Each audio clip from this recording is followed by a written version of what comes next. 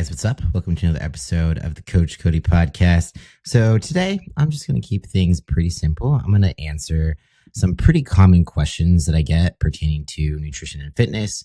So hang tight, listen in. Maybe these are some questions that you've had that you've either been wanting to ask or, maybe there's some questions you didn't know you wanted to know the answer to until now. So I'm just going to dive right in. So question number one. I feel like I'm doing everything right with my training and nutrition, but progress has stalled. What should I do? So, first of all, most of the times when you think that you've hit a plateau, you actually have not hit a plateau. There's just possibly that there's a discrepancy between your expectations and reality of how long something might actually take to achieve. A lot of times we are expecting things to happen a lot quicker. So, first thing to do is to check your expectations. How long were you thinking something was going to take versus how long is it actually going to take? And let me tell you, if you're aiming to build muscle specifically, it's going to take, it's a bigger patience game than even fat loss.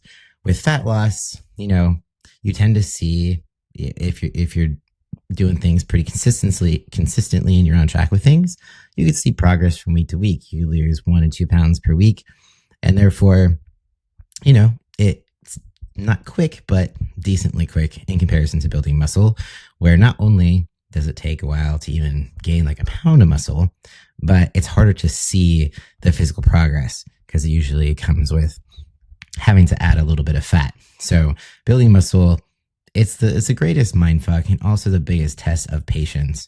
But if this is pertaining to weight loss, just know that, the healthy rate of weight loss per week is like 1 and 2 pounds. And sometimes you're not always going to see body composition changes reflected on the scale. So you want to make sure you're gathering enough data. Make sure you're either taking measurements, you're paying attention to how your clothes fit. Are they fitting a little looser? Are they fitting better? How are you feeling? Also, progress photos. Sometimes those are going to show a lot more progress than the scale itself, especially if you're in the gym now and you're building muscle, whereas previously you were not in the gym at all. You weren't doing any strength training. So remember that it's not just about the number on the scale. It's about your body composition, lean tissue versus fat tissue, that sort of thing. So another thing to audit yourself, when it comes to fat loss, and also building muscle, but are you tracking your food accurately? I think we can kind of tend to get a little loosey-goosey with things, especially if we've been doing it for a while, or we just think that something is close enough, which this will go into the next question, but we don't want to aim for perfection necessarily, but we do want to make sure that we are accurate with things, accurate enough to where we're going to see progress, because humans are really, really bad at actually estimating, how much we are actually eating in comparison to, what we think we're eating. So every little thing counts. It all adds up, little bites here and there while we're cooking.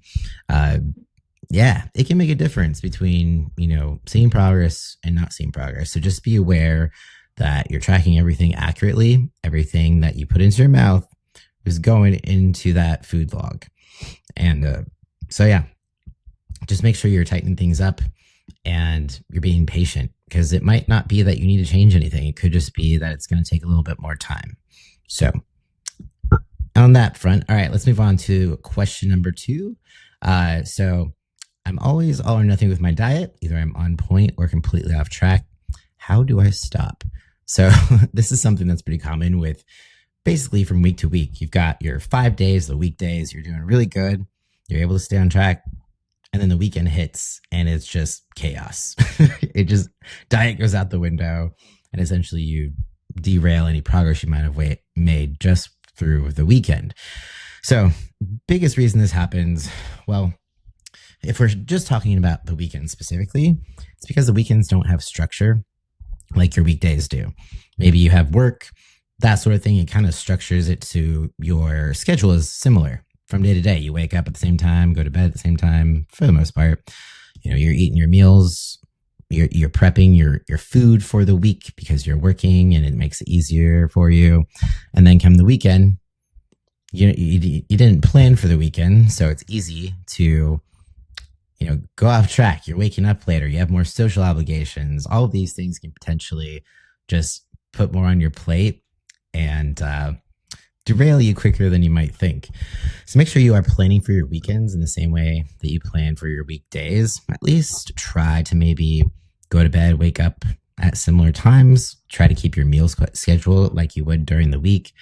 At least, plan accordingly. If you have social events, use your treat meal for dining out somewhere, or maybe if you're going to have a really big meal later in the day, eat a little lighter to make up for it later, or even make sure you meal prep some foods for the weekend as well, because unless you're just going to be home all day, no social obligations and stuff like that, still going to take some planning in order to stay on track. So as far as just the all or nothing mindset and the fact of like when you say you have one off day and then you just decide to throw everything out, it's basically kind of like driving down the road and have one tire blow out. So you pull over and instead of fixing the one tire, using your spare tire, it's not perfect, but hey, it works. You got to go extra slow to get down the freeway and you're kind of terrified and people are honking at you because you're going so slow, but it gets you home, right? It's not 100% perfect tire, but it works. But the all or nothing mindset would be pulling over, instead of using the spare tire, you just slash the rest of your tires and just give up and just either wait there or, yeah. So you wouldn't slash all of your car tires. So in the same way that you wouldn't do that, if you have one bad day or even one off meal throughout the day, it doesn't mean that you just need to go into fuck it mode and just be like, okay, diet ruined, we're done, we failed. So you can, like I always say, every day is a chance for a fresh start. But really, if you think of a day in quarters, every meal is a chance for a fresh start. So I'm also guilty of, being someone who tends to want to be a perfectionist about things and fall into that all or nothing mindset. But the reality is what matters most is what you're most consistent with. So even if you're consistent 80% of the time and 20% of the time, you're a little bit more loose with things, you're still going to see progress, especially if you're staying consistent with that. So just know that you're going to see a lot more progress by not setting out to be perfect than if you just set out to be perfect and then you screw up and then you quit. So it's, just so for the next time, say you mess up on a meal, you have a heavy lunch and it wasn't, you stop by McDonald's for fast food and you got like 2 Big Macs and a shake, and then you regret it afterwards. So instead of going into fuck it mode, just ask yourself, like, what is the next best choice that I can make, rather than I screwed up, I'll try again next week, Monday, something like that. All right. So question number 3, I feel guilty when I take rest days. How do I stop feeling lazy when I don't work out? So first of all, if you feel guilty for taking rest days, I will tell you this was me. Sometimes still is me, but chances are if you are feeling anxious about taking a rest day, that means you're already overtraining. So what you want to remember is your overall goal. Do you want to build muscle? Do you want to get to your goals? Do you want to not burn out? Because if so, rest is part of that progress. And just remember that when you build muscle during recovery, so you break down muscle in the gym and you build it when you're at rest, when your body is relaxing, when it's, getting the chance to recover and not getting added stress added to it. So basically just think of a rest day as part of your structured plan. Schedule it in, take it. Find something to take your mind off of feeling lazy. Maybe some active rest, something like a walk your dog, something that kind of, still gets your body moving, to kind of get some of that anxious energy out. But, don't skip your rest days. They are important. I was someone who used to do that and I was always tired. I don't think I understood or realized how tired and exhausted I felt, or how much I was actually inhibiting muscle gain until I started taking rest days seriously. So looking back, I'm like, damn, I could have probably made a lot more progress if I would have taken that seriously and not just was stupid about it and thought that I was wasting time with rest days. So you need it not just for physical recovery, but mentally as well. Burning out is the worst case scenario. If you burn out, then you're not going to want to exercise at all. So just think of rest days as preventative burnout. Yeah. So question 4, how do I stay motivated to work out when I just don't feel like it? So unfortunately, life is full of things that we need to do, even if we don't feel like it. Go to work, go to sleep, wake up. It's a lot of stuff. So I can understand how, adding working out is something that you don't want to do to the table of just another, fuck this life kind of situation. But,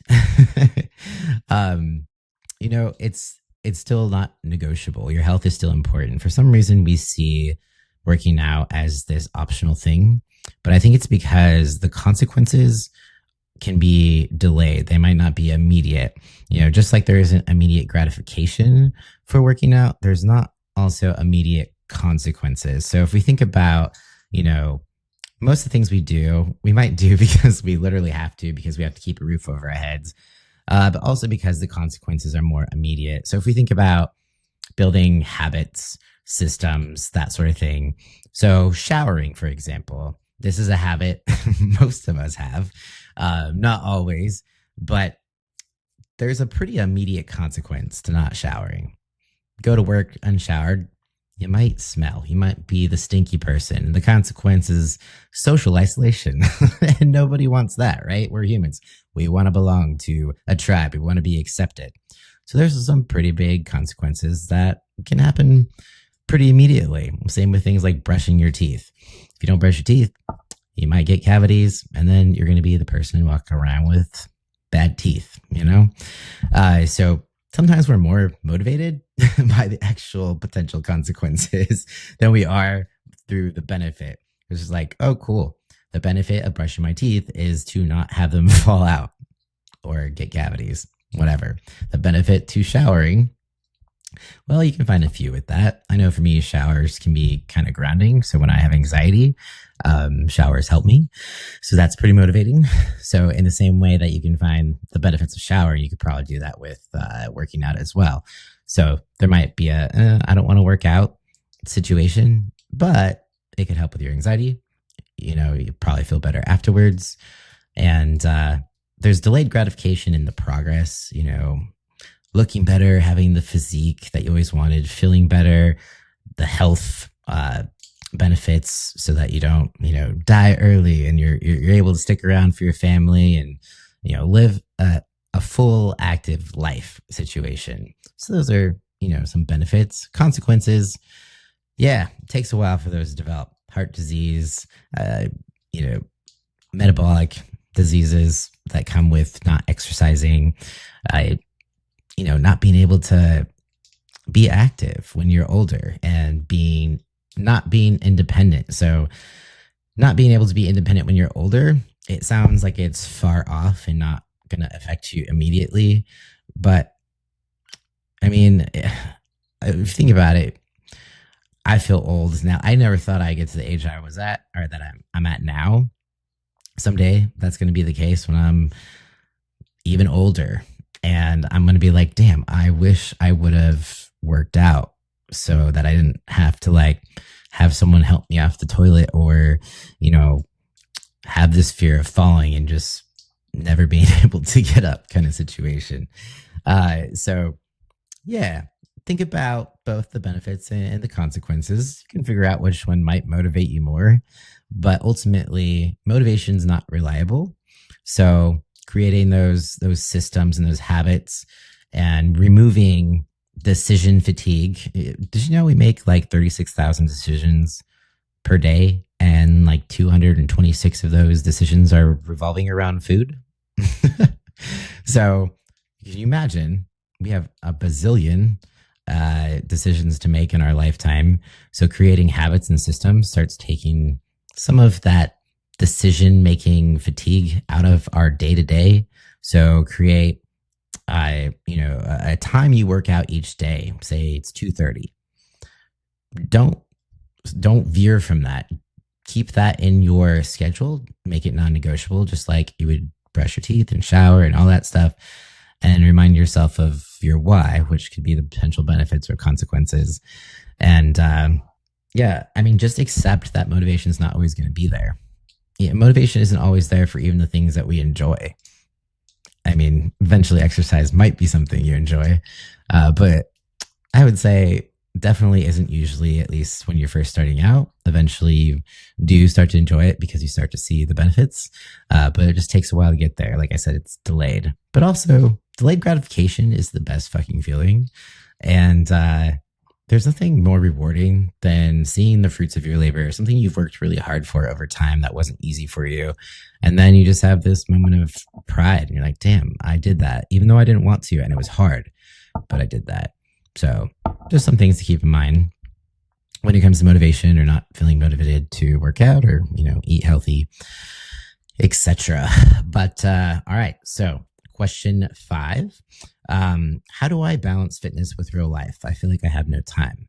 So that's, the biggest thing. Most people struggle with finding time to exercise. We have busy lives. We have to work our asses off just to keep roofs over our head. Life is full of responsibility, but one of those is also taking care of ourselves. And how you balance it, it also comes down to similarly where we don't need to have this all or nothing mindset. The same thing goes with fitness. You don't need like 2-hour workouts in the gym every single day. You don't have to you don't have to spend hours and hours and hours on your fitness. So you can spend even like a 30-minute workout in the gym can be efficient as long as you're making the most of your time there. So prioritize at least maybe like 3 training days in the gym per week. Doesn't have to be every day either. And just remember that something is better than nothing. So it might mean making some sacrifices. It might mean moving things around a little bit, planning ahead, scheduling things in your calendar, and, again, making it non-negotiable. But I promise you, it will be worth it in the end. And if you that's what it comes down to, like what is most important to you in life and prioritizing things. That's where it all comes down. Like if you want to prioritize your health, if it's important to you, you'll find the space and you'll kind of fit the rest of your life around it. So don't overcomplicate it is basically the biggest piece of advice. Just get in there, make it quick if you need to. And, even think if you can invest in some home equipment, you can find some you can do some pretty efficient workouts from the comfort of your own home. As long as you're consistent with it, you're going to see some benefits. So now that we're not in like COVID times, there's a lot of home workout equipment out there that is available to use at home. Even if it's just bands, even if it's just adjustable dumbbells, it's a start, and it's enough to give you some health benefits. So every little thing counts. I think I already said that, but I'm going to repeat it because it's important. So, all right, that's about it. I'm going to keep this one a little bit short and sweet because, speaking of prioritizing, I need to prioritize my rest a little more. So I'm going to close it out here. But if you have any questions that you would like me to address or answer, feel free to let me know. You can email me. Just shoot on over to trainwithcoachcody@gmail.com, or you can send me a DM on Instagram, and my Instagram handle is @MrCoachCody, or anywhere else you might be able to find me. Go ahead and shoot me a DM and ask me your questions, or you can leave a comment under this video, or if you're listening on Spotify, you can leave a comment on Spotify, and I'll put together a little Q&A as the questions come in, and so I can answer your questions. So hopefully this was helpful, and I hope that you're having a great week. And if you feel like this would be helpful for anyone else, make sure to give it a share. All right, guys. Peace out. I'll talk to you next time.